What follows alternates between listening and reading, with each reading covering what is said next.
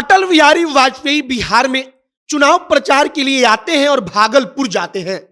भागलपुर में जनता के सामने जब वो हाथ फैलाकर भीख मांगते हुए कहते हैं कि मेरा किसले मुझे लौटा दो, तब वहां पर खड़ी जनता भावुक हो जाती है और पूरा भागलपुर उस दिन कहने लगा कि मेरा किसले मुझे लौटा दो।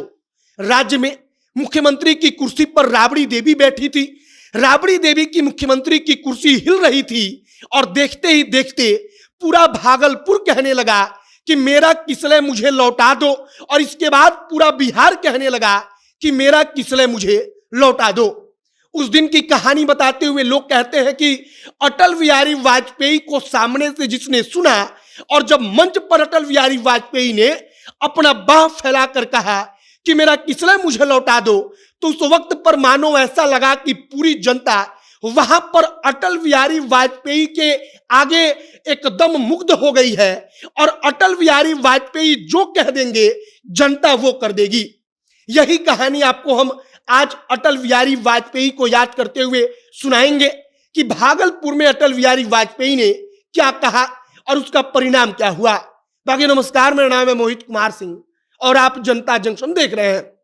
कान्हा सेल्स लेकर आए हैं fridge, AC, sofa, bed, dining table तथा अन्य सभी प्रकार के लेटेस्ट और ब्रांडेड फर्नीचर और होम एप्लियंसेस होलसेल दाम में।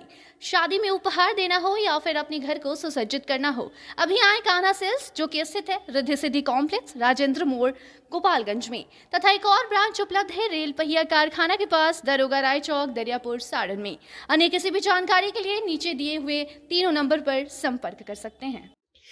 अटल बिहारी वाजपेयी भागलपुर में उस वक्त जाते हैं जब भागलपुर में किसले कौशल नाम का डीपीएस का एक छात्र, उसका अपहरण हो जाता है।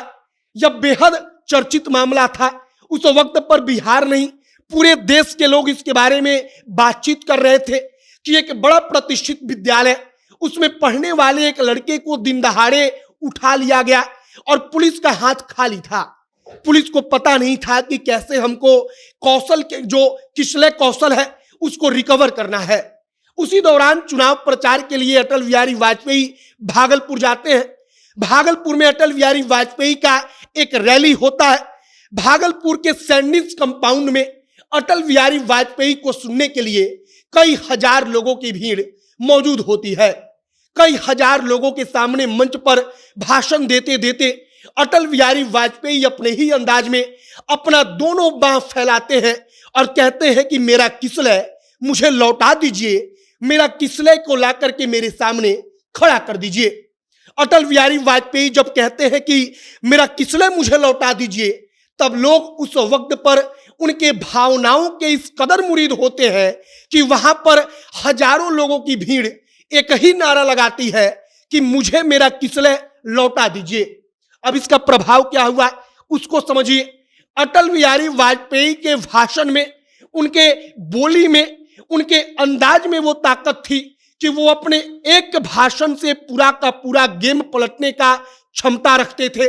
अटल बिहारी वाजपेयी ने भाषण दिया और इसके बाद लोगों के अंदर का जो पूरा का पूरा आप कहिए कि चेतना होती है वो जाग गया। लोग सोचने लगे कि वाकई में बिहार के अंदर अपहरण का उद्योग जो है वो कितना बढ़ चुका है। लोग अपने बच्चों को देखकर डरने लगे कि कब उनके बच्चे के साथ, उनके लड़के के साथ, उनकी लड़की के साथ क्या हो जाएगा, कोई ठिकाना नहीं। और देखते ही देखते पूरे बिहार में किसले के अपहरण को लेकर के चर्चा होने लगी। नीतीश कुमार उस वक्त पर एनडीए के साथ मिलकर चुनाव लड़ रहे थे और चुनाव का परिणाम आया तो राबड़ी देवी मुख्यमंत्री की कुर्सी से हट गई। अटल बिहारी वाजपेयी ने वहां पर भाषण दिया और अटल बिहारी वाजपेयी के भाषण का कहा जाता है ऐसा प्रभाव हुआ कि अपहरण उद्योग को लेकर आरजेडी की सरकार पूरे देश में बदनाम हो गई। अब एक और छोटी सी कहानी है कि जनसंघ के प्रचार के लिए जब भारतीय जनता पार्टी नहीं था, तब जनसंघ का प्रचार करने अटल बिहारी वाजपेयी बिहार के नवादा में आते हैं। जब अटल बिहारी वाजपेयी वहां पर आते हैं तो उनके समर्थक, जनसंघ के तमाम नेता अटल बिहारी वाजपेयी का स्वागत करने के लिए नवादा के रेलवे स्टेशन पर जाते हैं। लेकिन अटल बिहारी वाजपेयी स्टेशन पर उतरते हैं और पैदल चुपचाप नवादा जनसंघ के कार्यालय पहुंच जाते हैं। बाद में जब रेलवे स्टेशन पर खड़े लोगों को खबर दी जाती है कि अटल बिहारी वाजपेयी तो कार्यालय पहुंच चुके हैं, तब वो लोग चुपचाप वहां से लौट आए और कहा जाता है कि अटल बिहारी वाजपेयी के सादगी का नमूना था कि जनसंघ का प्रचार करने वो बिहार में आए।